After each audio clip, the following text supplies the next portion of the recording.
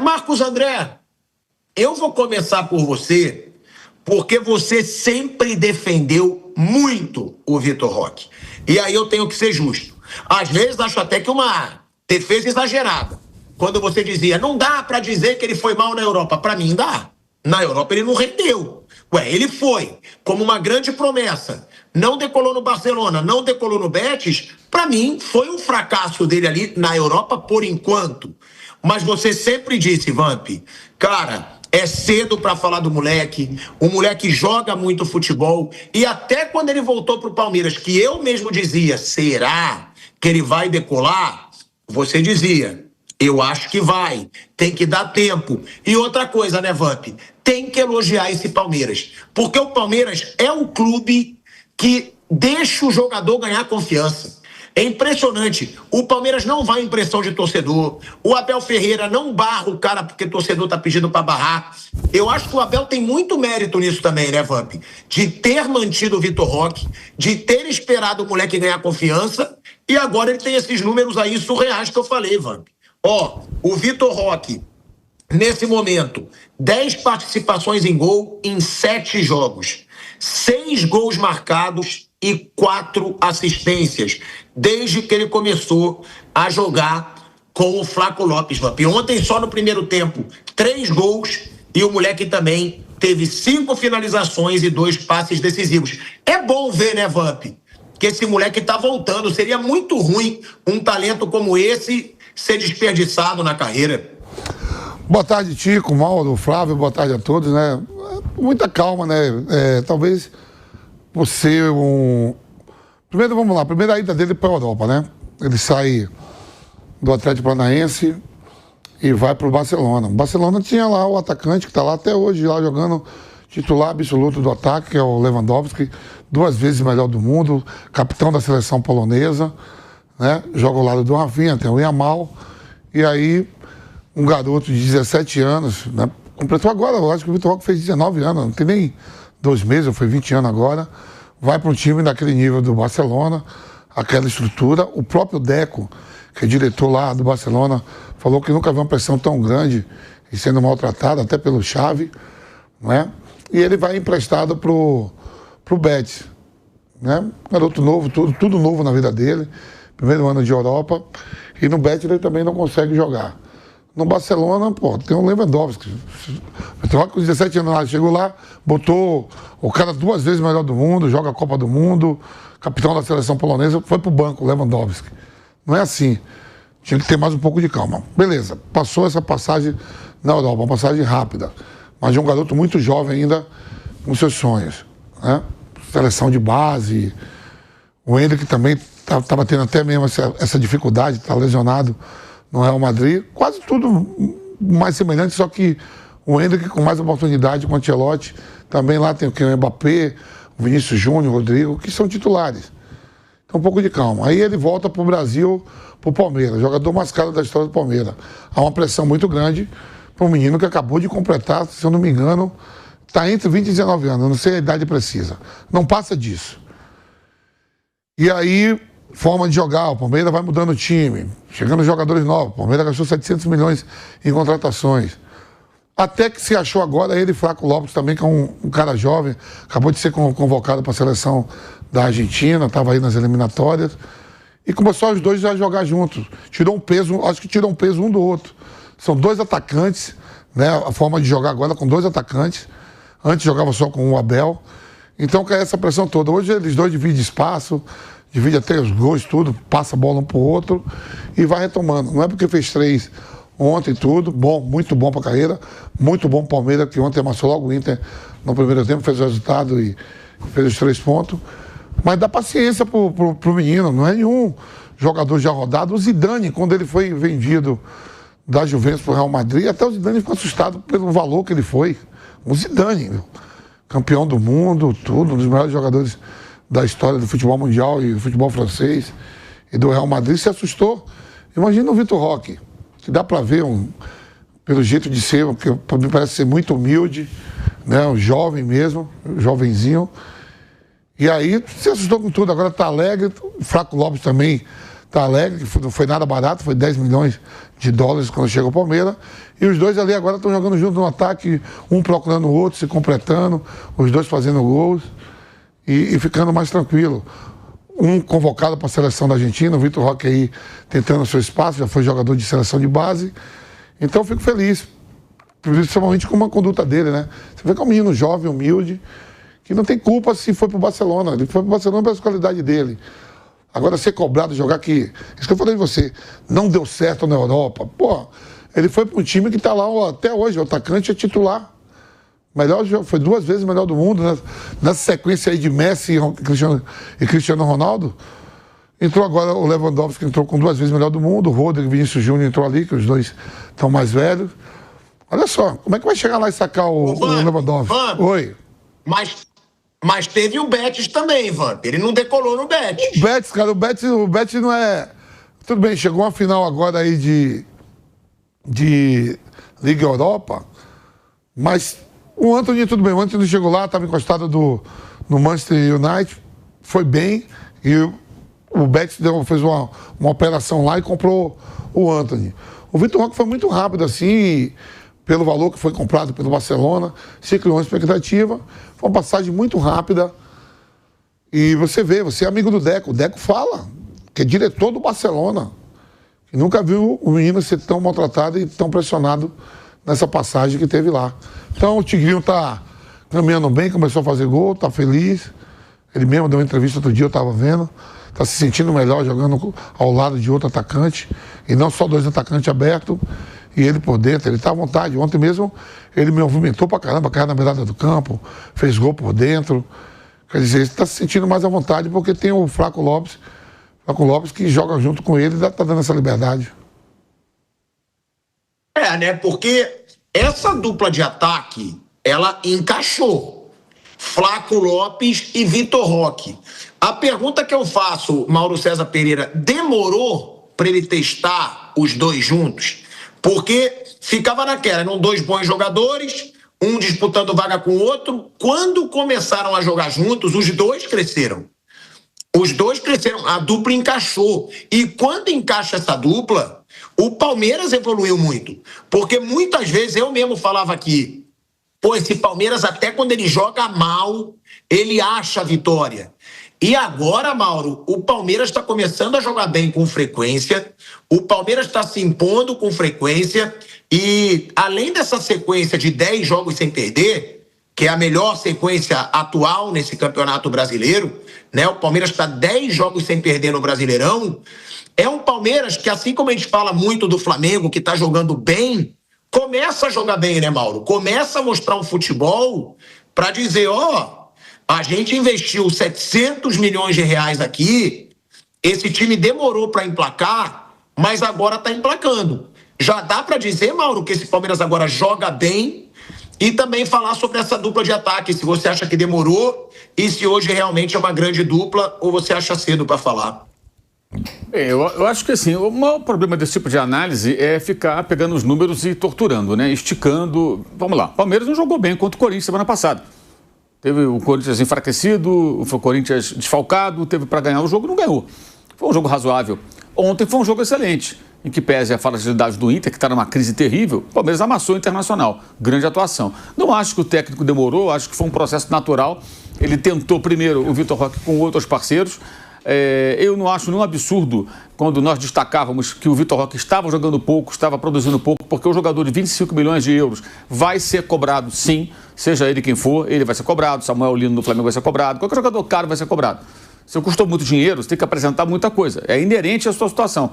O cara que custa muito dinheiro, ele ganha bem também, né? Ele tem destaque, então ele vai ser cobrado. Ele tem que produzir mais, ele tem que justificar o investimento, isso assim no mundo inteiro. No mundo inteiro é assim. E ele demorou a engrenar. Então, quando a análise é feita no momento que ele não está jogando bem, não significa que ele nunca vai jogar bem. Significa que ele não está rendendo. E isso tem que ser dito. Isso tem que ser dito. Esse é o papel nosso. O papel do técnico, do companheiro dele, de time, do torcedor, é falar, não, vamos lá, você vai funcionar, vamos tentar resolver e tal. Esse é o papel de quem trabalha com ele. O papel de quem analisa é analisar o que está acontecendo. Então, da mesma forma que ele vinha jogando mal, ele tem jogado muito bem e tem começado a justificar o investimento feito. se ele marcar gols decisivos, levar o Palmeiras a títulos, ele vai justificar o investimento dos 25 milhões de euros. E começa a ter um processo. É normal que leva um tempo, sempre foi dito isso, é cedo, tudo mais, mas não vinha jogando bem, não vinha conseguindo encaixar. E acho que foi um processo normal. Ninguém falava do Vitor Roque junto com o Flávio Lopes. Houve um momento que eles começaram a entrar em situações emergenciais, quando as coisas não caminhavam bem nos jogos do Palmeiras. Aí ele colocava os dois atacantes para dar uma abafa e começou a funcionar. E aí passou a jogar com os dois de saída e passou a dar certo. Então acho que foi um processo natural de uma descoberta de uma dupla que não era imaginada. Eu não vi ninguém defender, posso estar enganado, mas eu não lembro de ninguém defender os dois juntos até que eles começaram a participar de partidas por alguns minutos em situações, repito, circunstanciais. E aí o técnico fez o certo, ele percebeu que estava funcionando, mudou, reviu seus conceitos e passou a jogar com os dois e eles têm ido muito bem. Ontem o Flaco deu um passe sensacional, por exemplo, para o Facundo fazer o passe para um dos gols do Vitor Roque. Quer dizer, o centroavante, que é um jogador muito subestimado. Agora estão reconhecendo. O próprio Vitor Roque foi contratado porque achavam, muitos achavam que o Flaco não tinha condições de ser titular do Palmeiras. E ele sempre foi um cara que entregou. E muitas vezes não abafa ali, o time precisando de resultado, põe o Flávio Lopes na área, ele ia lá e conferia, fazia os seus gols. Não é um craque, é um jogador que pode ter as suas limitações, mas é um bom atacante, que também não foi barato, custou 10 milhões de dólares aproximadamente pagos ao Lanús na época da sua contratação. Então as coisas aconteceram naturalmente, né? Eu acho que é bom para os dois, né? O Vitor Roque precisa disso, porque ele sempre vai ser muito cobrado, porque ele custou muito dinheiro, é natural, repito. E o Flávio também mostrando que pode ser um jogador até um pouco mais versátil, não só um cara de área, de referência, participando até de construção de jogadas. Sobre essa regularidade do Palmeiras, acho que ainda é um processo meio de construção. Né? No Brasileiro está sem perder esses jogos, mas foi eliminado pelo Corinthians na Copa do Brasil, empatou em casa com o Universitário na Libertadores, um jogo muito ruim. Então tem esses momentos de altos e baixos ainda. Acho que vai num processo natural também de evolução de uma equipe que foi muito mexida e talvez atinja o seu ápice mais adiante. Eu acho que até é uma tendência natural. Acho que os dois times que brigam mais ali pelo título estão nessa toada, tanto o Palmeiras quanto o Flamengo. São times que ainda hesitam. O Flamengo empatou com o Ceará, empatou domingo contra o Grêmio, independentemente do pênalti ser bem marcado ou não. O Flamengo não venceu o Grêmio, poderia ter vencido. O Grêmio perdeu o Mirassol em casa ontem. O Grêmio não ganha de quase ninguém. O Flamengo conseguiu empatar com o Grêmio. Então também oscila, não consegue ter. Tanto que hoje não há uma segurança de que o Flamengo vai vencer o Juventude, não só pelo histórico, mas porque o time não é ainda tão consistente assim. E eu acho que é um processo normal dos dois. Times muito mexidos, perderam jogadores e mudou muita gente, então passa por um processo que leva um certo tempo até ajustar. Jogadores novos que precisam de tempo para se adaptar. Agora o Vitor Roque está indo muito bem, está começando agora a justificar o enorme investimento que nele foi feito. E é um processo, acho que natural, de qualquer jogador que chega num clube e passa por tudo isso. Mas acho que ainda são times em construção que não chegaram no seu ápice, não. E, assim, e se eles conseguirem chegar no ápice, a tendência é que os dois briguem aí, rodada a rodada, pelo título brasileiro. Acho que nesse caso, se os dois forem tão bem, vai ser difícil o Cruzeiro acompanhar, mesmo o Cruzeiro tendo aí umas semanas de refresco, né? Como essa agora, em que os dois vão jogar partidas difíceis pela Libertadores, né? Embora acho que os dois sejam favoritos, né, a se classificar, Palmeiras e Flamengo contra os argentinos River Plate e Estudiantes, respectivamente, que jogaram ontem, né? O River venceu por 2-1 na casa do Estudiantes, pelo Campeonato Argentino. Aliás, o River está na fase boa também, não tem perdido jogos, mas não tem jogado tão bem. É a mesma coisa. O River, esse ano, não perdeu o jogo fora de casa, na Argentina. 15 jogos, não perdeu. Ontem ganhou mais um fora de casa. O Palmeiras também vence muitos jogos fora de casa. Mas não tem jogado tão bem. Sabe? Então, acho que o Palmeiras é favorito, inclusive, contra o River no confronto. Talvez não na partida de quarta-feira, porque vai ser em Buenos Aires. Mas acho que no confronto o Palmeiras é mais time e tem mais chance de se classificar. Então, assim, é um processo normal. Acho que os dois estão em fase de construção. E talvez daqui a mais algumas rodadas eles atinjam o seu ápice, conseguindo praticar o futebol que seus treinadores esperam que eles consigam produzir. Né, o Flávio Prado? O Mauro falou que os dois ainda não chegaram ao ápice e ele até falou, né, dos números, porque realmente os números são impressionantes do Palmeiras nesse momento. Palmeiras alcançou a marca, como eu já falei, de 10 jogos seguidos sem derrota nesse Campeonato Brasileiro.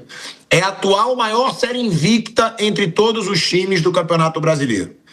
Além disso, com os 46 pontos conquistados em 21 jogos, o Palmeiras tem até esse momento sua melhor campanha na história dos pontos corridos, superando até mesmo suas conquistas em 2016, 18, 22 e 23.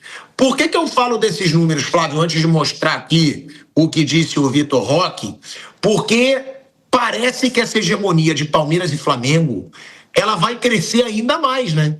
Porque o Palmeiras faz a sua melhor campanha na história dos pontos corridos. O Flamengo também, até o empate contra o Grêmio, o Flamengo tinha, eu acho que ainda tem. Faz a sua melhor campanha na história dos pontos corridos e tudo tende a melhorar, porque os dois estão emplacando agora.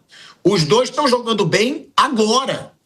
Ou seja, Flávio, tem tudo para essa hegemonia só crescer, uma hegemonia que já dura desde 2018, né? E outra coisa, o Mauro disse que vai ser difícil para o Cruzeiro. Você concorda? Realmente vai ser difícil para o Cruzeiro acompanhar essa fase que começa a ser impressionante de Palmeiras e Flamengo? Boa tarde, Pilhado. Boa tarde, amigos. Eu entendo que nós estamos partindo por um Real Madrid e Barcelona. O André Sanches cantou essa bola. Ele falou, vamos ter um Real Madrid e Barcelona. Só que ele colocava o Real Madrid no Corinthians, né? Não o Palmeiras. E aí ele virou Getafe, né? Na administração dele virou Getafe. Ou o Castilha, se você quiser também, né? Pode ser o time B do Real Madrid. Mas vai sim, a tendência é ficarmos sempre com os dois e variar de Atlético de Madrid. O da vez é o Cruzeiro, como há um tempo atrás foi o Atlético Mineiro, de vez em quando um Fluminense e tal, mas de vez em quando, quer dizer, acontece, né? Tipo, ganhar uma Libertadores, um Botafogo, mas a tendência é os dois, sim, cada vez ganharem mais hegemonia, cada vez mais ganharem mais consistência e cada vez mais dominarem o futebol brasileiro, porque os dois estão organizados, os dois estão com a base estabelecida. O Flamengo ainda, de vez em quando, abre espaço para uma crise ou outra e tal. O Palmeiras é um time absolutamente blindado. E isso vale para Libertadores, isso vale para todo tipo de competição que eles disputarem. Acho que a tendência é só aumentar. Ontem o Palmeiras realmente jogou um futebol muito bom. O Inter não vive um grande momento. No meio da janela, perdeu 2 jogadores. O Valência nem se despediu do pessoal. Ele sumiu, né? Ele foi lá, apareceu no Pachuca, no tipo de volta para o futuro e tal. Vendeu também o Wesley, e o Palmeiras ganhou uma bela grana com isso. Então o time do Internacional perdeu peças. O Valência não chegou a justificar, né, tudo que se investiu nele, mas era um jogador importante para entrar no time. E o Wesley era titular e acabou sendo negociado numa brecha que apareceu. E aí o time ficou mais enfraquecido e o time está inseguro realmente. O Palmeiras não tem nada com isso, jogou muita bola. Ontem o auxiliar do Abel falou que o Flaco Lopes ele deu uma ajeitada na vida dele, que ele chegava muito atrasado, tomava muita multa, estava fisicamente, flaco, né? Flaco é magro em espanhol. Então ganhou mais consistência física e agora ele passa a ser um jogador. Eu sempre gostei do Flaco Lopes, sempre achei um jogador com qualidades, com boas virtudes, mas aí o interno lá, é claro que a gente não vive, não sei como é que era o comportamento dele, mas o certo é que é um jogador muito útil, um jogador inteligente, e o Vitor Roque achou um companheiro interessante para poder fazer gols. Para mim, realmente, respondendo basicamente a tua pergunta, a tendência é só aumentar o nosso Barcelona e Real Madrid do lado de cá. E você acha que agora, Flávio, vai justificar o valor pago por ele? Porque foi o que disse o Mauro. Muitas vezes até a gente questionou aqui se ele renderia o que foi investido nele, porque o Vitor Roque foi a maior contratação da história do futebol brasileiro. A maior da história. Nunca um clube gastou mais do que 25 milhões e 500 mil euros num jogador. E ele sempre foi uma grande promessa. Foi pro Barcelona, não foi à toa. Você acha que agora esse moleque emplaca e vai realmente justificar essa fortuna que foi investida nele? Mauro falou, se ele fizer gols decisivos, a gente vai entender que sim. Mas eu acho que os números estão muito inflados. Eu acho que o futebol perdeu parâmetros. Qualquer jogadorzinho, não é o caso aí, claro, mas qualquer jogadorzinho custa caríssimo, envolve números enormes e tal. Eu acho que perdemos a mão. O futebol está completamente inflacionado. Alguns sabem, né, compram caro, mas vendem caro. Caso do Palmeiras, caso do Flamengo, de novo, né, partindo para os dois que estão melhor estruturados. Mas outros não estão conseguindo saber vender e estão pagando caro. Então você tem números totalmente distorcidos no futebol. Eu acho que os números hoje no futebol brasileiro não são compatíveis com aquilo que se arrecada, mesmo se arrecadando muito. Agora, ele vai cumprir a parte dele, vai fazer os gols dele, vai fazer o que ele pode fazer. Mas para mim, se nós tivéssemos uma coisa séria, pensar, um fair play financeiro que fosse, que onde você tem que justificar a contratação, o investimento com aquilo que você recebe, acho que esses números baixariam bem, porque eles estão realmente muito inflacionados. Lendo aqui, tá? O que o Vitor Roque disse ontem, logo depois do jogo. Ele que foi o cara do jogo, o cara fazer hat-trick só em um tempo. Cara, se eu não me engano, foi a segunda vez que isso aconteceu na história do Campeonato Brasileiro, tá? Eu acho que só tinha acontecido uma vez de um jogador fazer um hat-trick no primeiro tempo ou em um tempo só no Campeonato Brasileiro. E o Vitor Roque disse o seguinte: muito feliz, somente agradecer a Deus pelos gols. Deus tem me sustentado. Foi o hat-trick perfeito. Um de direita, um de esquerda e um de cabeça. Futebol é assim. Se você deixa de marcar um gol, você é o pior do mundo. Mas se você faz, você é o melhor do mundo. Então, é tentar ter resiliência. Venho conversando bastante com a psicóloga e isso tem me ajudado muito. Precisamos continuar com o mesmo foco. Olha aí, Mauro, eu vou ser sincero, não tinha visto essa declaração, tá até o programa. Eu vi o jogo ontem, não tinha visto essa declaração do Vitor Roque. Agora, chama atenção essa frase que é um desabafo, tá? E aí eu pergunto para você primeiro, Mauro, e também pro Vamp, porque ele diz: futebol é assim. Se você deixa de marcar um gol, você é o pior do mundo. Mas se você faz, você é o melhor do mundo. É um desabafo de quem sofreu pressão, né, Mauro? Mas é aquilo também. O cara, quando ele negociou, ele quis custar 25 milhões e 500 mil euros, né? É uma bolada, resolve a vida dele. Então ele tem que estar preparado também para uma pressão de quem custou tanto, né, Mauro? Isso que eu falo de jogador às vezes. Reclamam muito, mas vocês pressionam muito. Gente, o cara ganha para isso. O cara veio como um principal camisa 9 do futebol brasileiro. Eu não curto muito esse desabafo de falar que é pior do mundo. Ninguém falou que ele era o pior do mundo, mas foi questionado. Isso é exagero, né? Eu concordo com você. Ninguém estava dizendo que é pior do mundo, nem está dizendo que é melhor do mundo. Está dizendo que estava mal e agora está bem. Porque ele demorou muito a fazer o primeiro gol. Foram cerca de 10 jogos, não marcava, jogava mal. Então é evidente, você está vendo o jogo e fala o quê? Não, está bem e tal. Como eu falei, a função de quem analisa, e até do torcedor, é constatar, olha, não está legal. Quem tem que apoiar, corrigir os erros é o técnico, comissão técnica, companheiros, né? Os amigos próximos, a família, o psicólogo, é legal que ele, né, tem aí o apoio psicológico, sempre ajuda, muito importante, por que não? Então, é evidente que ele foi criticado, porque ele não vinha bem, e agora está sendo elogiado, gente, mas também não é o melhor do mundo, nem era o pior, isso é um exagero, um extremismo. Se alguém rotulou dessa maneira, foi uma bobagem, um grande exagero que não se justifica. Mas faz parte, como eu falei. Se você é um jogador caro, você vai ser mais cobrado. É a mesma coisa. Você pega um cara que faz um filme aí no cinema americano, que ganha 30 milhões, 40 milhões de dólares para fazer um filme. O filme é um lixo. Pau nele, né?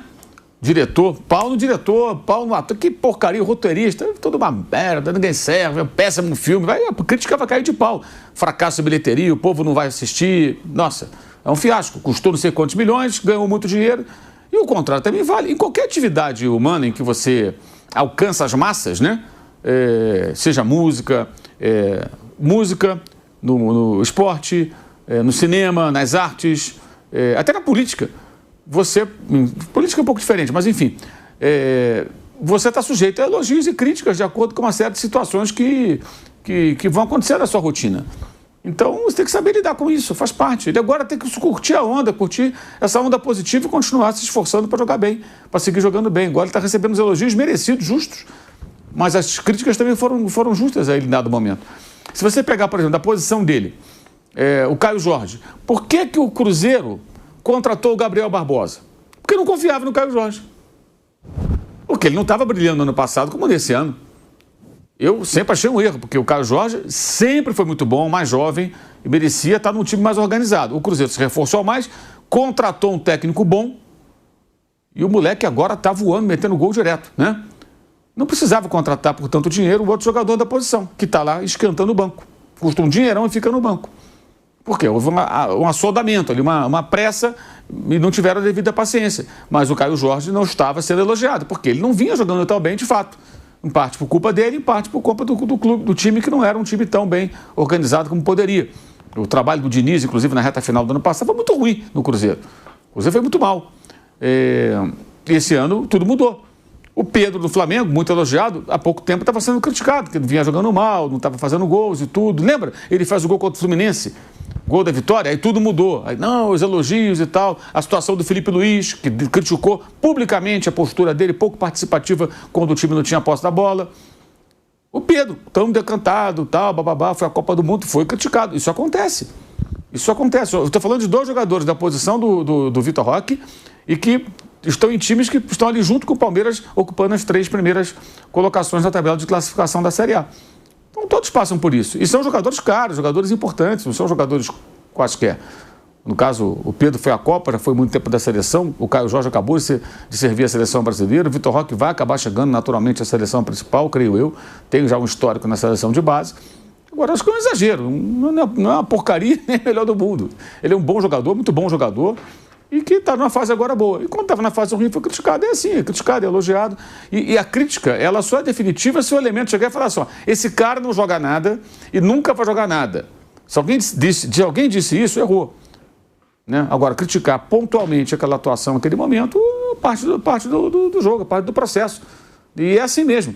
E detalhe, são muitos programas, muitas lives, muitas análises hoje em dia, mas por que isso? Porque o futebol movimenta muito dinheiro, até o Flávio falou desses valores super inflacionados. Por quê? Porque tudo está dentro disso aí. A visibilidade que é dada ao futebol, o espaço em que se fala de um time, de um jogador, de um time grande, é muito grande. E por isso também que os valores sobem tanto. Por que é interessante para o patrocinador estar lá apoiando um clube grande? Botar dinheiro no clube? Porque tem muita visibilidade, está toda hora na mídia, cara. É foto para cá, camisa para lá, televisão, a internet. Toda hora você está vendo a imagem, o patrocinador aparece. É o tempo todo. Então se movimenta muito dinheiro. Então tem todos esses efeitos colaterais, talvez possamos dizer que são efeitos colaterais, positivos e negativos. Tem que saber lidar com eles.